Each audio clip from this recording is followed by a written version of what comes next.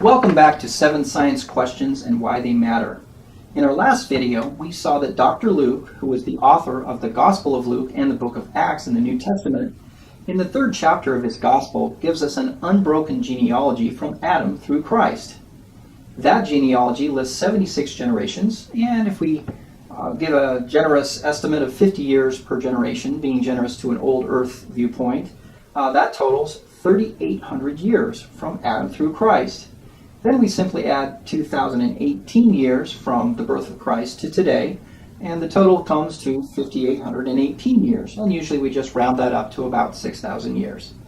Secular science, on the other hand, through the methods of radiometric dating and naturalistic uniformitarianism, and we might throw in some geologic stratification aging from the many layers, for instance, of the Grand Canyon, secular science gives us an estimate of 4.6 billion years, which is 769,000 times longer than the biblical estimate for the chronology of the Earth. Next, we saw that since the water cycle is a freshwater cycle only, that 73% of the salt that enters the Earth's oceans remains in the oceans. This means that the salinity level of the oceans increases over time. If we start that increase process 4.6 billion years ago, then we find that at the rates of increase we see today, that all the oceans would have been choked with salt and become dead seas, probably in the order of several billion years ago. This is a huge problem for an old Earth chronology. However, if we start this increase in salinity process only 6,000 years ago, even though some smaller lakes and smaller seas, the Dead Sea in Israel, the Great Salt Lake in Utah, have been affected by this process, the oceans at large still have a long way to go before the increase in salinity would affect all of ocean life. So in this case, we find that the biblical chronology makes perfect sense with the science as we see it, whereas old Earth chronology presents serious scientific roadblocks.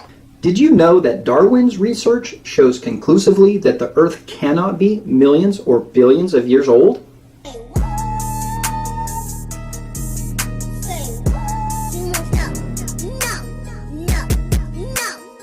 Yes, yes, yes! And okay, it was not that Darwin, but pretty close.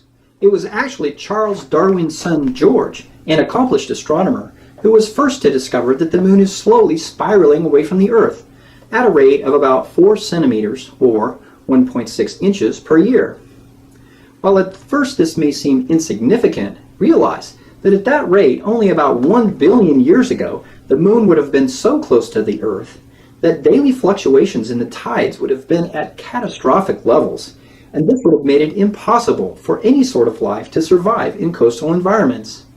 Since studies of coastal sedimentary rocks, supposedly representing the last 500 million years, show no evidence of significant changes in tide levels, this clearly was never the case.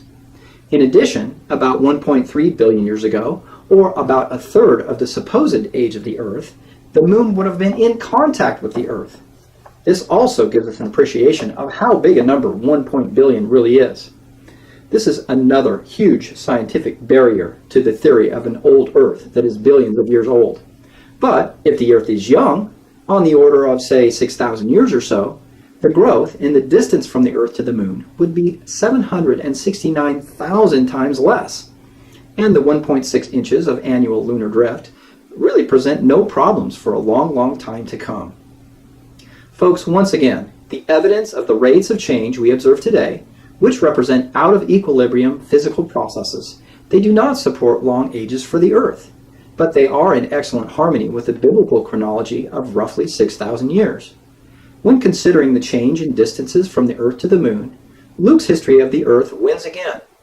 Our scoreboard now reads Luke 2, Secular Science 0. The Bible once again proves itself to be historically accurate and scientifically credible in every verse. And friends, since the Bible gets the science right every time, maybe you should consider believing the other major truths it reveals that can radically affect our lives.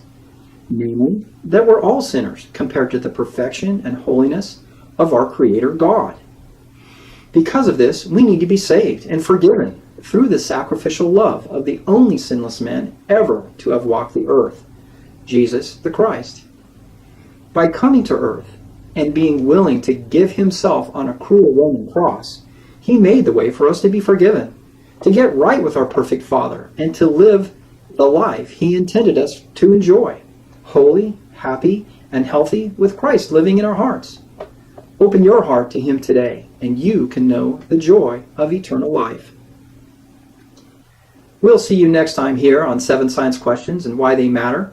And until then, eternally, live long and prosper. Well, live long and prosper. Live long and prosper. Image of Sirach.